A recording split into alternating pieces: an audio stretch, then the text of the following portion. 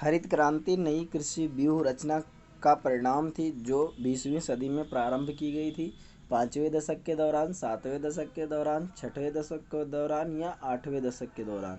तो हरित क्रांति जो है वो 7वें दशक के दौरान 1966 से 67 में प्रारंभ हुई थी और इसका जो प्रथम चरण था वो 1981 वर्ष तक चला था, जिसमें हरियाणा, पंजाब और पश्चिमी उत्तर प्रदेश में यह लागू किया गया था। तो इसका सही उत्तर है ऑप्शन डी, 8वें दशक में।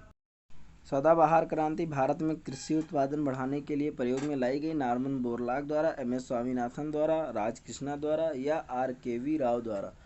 तो भारत में सदाबहार क्रांति या द्वितीय हरित क्रांति जो है वो एम.एस. स्वामीनाथन द्वारा लाई गई। इसका सही उत्तर है option B, MS. Swaminathan. Norman Ernest Borlaug जो हरित क्रांति के जनक माने जाते हैं, किस देश से हैं? संयुक्त राज्य America, Mexico, Australia, New Zealand. Borlaug जो हरित क्रांति के जनक माने जाते हैं, उनका जन्म 25 मार्च 1914 को अमेरिका के आयोवा प्रांत में हुआ था। मैक्सिको जो था उनका कर्म क्षेत्र था और बोरलॉग उन 7 व्यक्तियों में शामिल थे जिनको नोबेल पुरस्कार, अमेरिका का जो मेडल ऑफ फ्रीडम है और कांग्रेस का गोल्ड मेडल, ये तीनों प्राप्त हुए। उसके अलावा 2006 में भारत का पद्म विभूषण भी दिया गया। तो इसका सही उत्तर है ऑप्शन ए, संयुक्त राज्य अमेरिका। विश्व में हरित क्रांति के जनक है Norman Borlaug, MS. Swaminathan, GS. Khush या बी.पी. पाल। तो इसका उत्तर सभी को पता है, नॉर्मन अर्नेस्ट बोरलॉग जो हरित क्रांति के जनक हैं, लेकिन विश्व स्तर पर। इसका सही उत्तर है ऑप्शन ए। हरित क्रांति से अभिप्राय है हरी खाद का प्रयोग, अधिक फसल उगाना, उच्च उत्पाद वैरायटी प्रोग्राम या हरी वनस्पति। तो भारत में जो है उच्च उत्पादक बीजों का प्रयोग का प्रारंभ जो है हरित क्रांति के प्रारंभ से ही माना जाता है। इसके अतिरिक्त उर्वरकों का अधिक प्रयोग और सिंचाई सुविधाओं के पर्याप्त विकास पर भी विशेष बल दिया गया। भारत में उन्नत बीजों के प्रयोग के कार्यक्रम जो हैं उसकी शुरुआत संयुक्त राज्य अमेरिका पर आधारित रॉकफेलर फाउंडेशन की सहायता से शुरू की गई थी। तो इसका सही उत्तर है ऑप्शन सी, उच्च उत्पाद वैरायटी प्रोग्राम। हरित क्रांति संबंधित है मोटे अनाज के उत्पादन से, दलहन उत्पादन से, गेहूं उत्पादन से या तिलहन उत्पादन से। भारत में हरित क्रांति की जो शुरुआत थी उसमें उच्च उन्नत किस्म के गेहूं के बीजों द्वारा गेहूं की उत्पादकता को 2 से 2.5 गुना बढ़ाए जाने में जो मिली सफलता थी उसी को हरित क्रांति का आधार बनाया गया। तो इसका सही उत्तर है ऑप्शन सी, गेहूं उत्पादन से।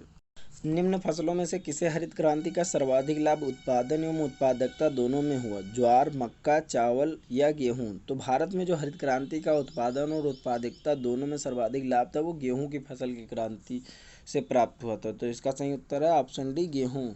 कथन: भारत में हरित क्रांति के फलस्वरूप खाद्यान्नों के उत्पादन में वृद्धि हुई। कारण: भारत में हरित क्रांति के परिणाम स्वरूप क्षेत्रीय असमानताओं में वृद्धि हुई।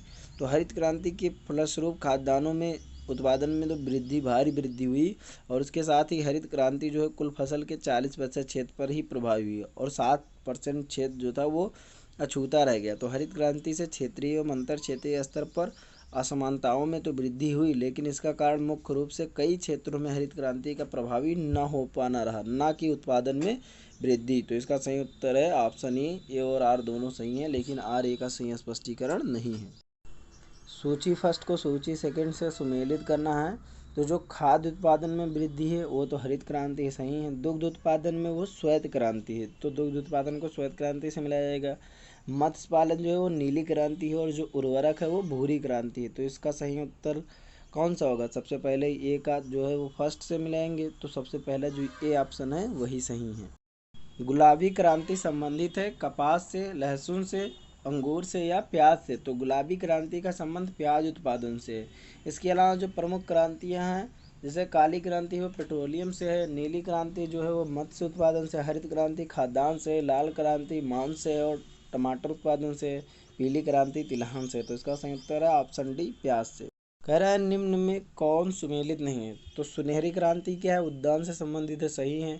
श्वेत क्रांति क्या है? दूध से संबंधित है, वो भी सही है। नीली क्रांति कुक्कुट पालन, तो नीली क्रांति आपकी कुक्कुट पालन से नहीं मत्स्य पालन से है। तो इसका सही उत्तर होगा ऑप्शन सी।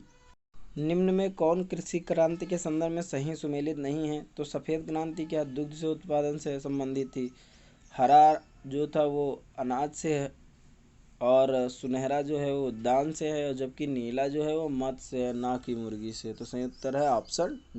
झूमिंग अथवा पैड़ा पद्धति क्या है? जंगल काट कर सूखने को छोड़ना, रासायनिक खाद का अधिक उपयोग, सिंचाई या सूखी काश्त। तो झूम जो है एक स्थानांतरित कृषि पद्धति है जो जनजातियों द्वारा जंगल को साफ करके की जाती है और उस स्थान की उर्वरता समाप्त होने पर ये दूसरे स्थान पर पुनः यही प्रक्रिया अपनाते हैं। तो इसका सही उत्तर है ऑप्शन ए, जंगल काट कर सूखने को छोड़ना। झूमिंग सर्वाधिक व्यवहारित है असम में, आंध्र प्रदेश में, नागालैंड में या मध्य प्रदेश में। तो ये सबसे ज़्यादा जो है उत्तर पूर्वी राज्य के जो पहाड़ी क्षेत्र हैं जैसे नागालैंड है, अरुणाचल प्रदेश है, मेघालय, यहाँ पर सबसे ज़्यादा प्रचलित है। जो असम के पहाड़ी क्षेत्र हैं वहाँ भी आदिवासियों द्वारा झूम कृषि की जाती है, लेकिन इसका सही उत्तर होगा ऑप्शन सी, नागालैंड, क्योंकि यहाँ सर्वाधिक है।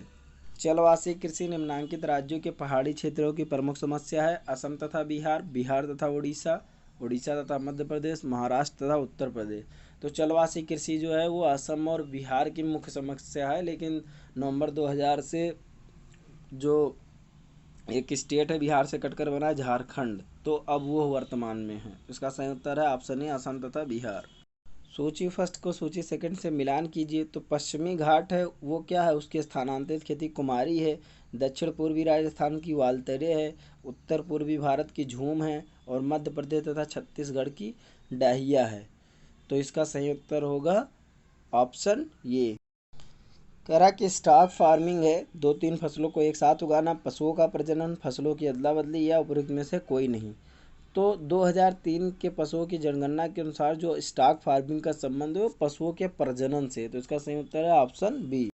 भारत की लगभग 1/3 गाय बैलों की संख्या 3 राज्यों में पाई जाती है। ये हैं बिहार, महाराष्ट्र एवं उत्तर प्रदेश, मध्य प्रदेश, पश्चिम बंगाल एवं उत्तर प्रदेश, पंजाब, उड़ीसा एवं राजस्थान, आंध्र प्रदेश, कर्नाटक एवं राजस्थान। तो वर्ष 2012 की जनगणना के अनुसार भारत में 190 मिलियन गाय बैल है, जिनमें प्रथम 3 राज्य मध्य प्रदेश, उत्तर प्रदेश और पश्चिम बंगाल है। तो इसका सही उत्तर है ऑप्शन बी। भारत में सर्वाधिक दुग्ध देने वाली बकरी की नस्ल है बारबरी, जमुनापारी, काली बंगाली या बीतल। तो भारत में सर्वाधिक दुग्ध देने वाली जमुनापारी नस्ल जो है वो बकरी की है और ये मांस एवं दुग्ध दोनों ही दृष्टिकोण से सबसे अच्छी मानी जाती है। इससे 2.5 से 3 लीटर तक दूध का उत्पादन होता है। तो इसका सही उत्तर है ऑप्शन बी।